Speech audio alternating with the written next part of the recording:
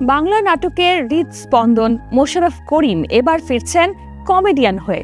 যে মানুষটা এত বছর ধরে নাটকের চরিত্রে ডুবে থেকেও আমাদের হাসাতেন, সেই অভিনেতাই এবার ছক ভেঙে পা রাখলেন কমেডিতে।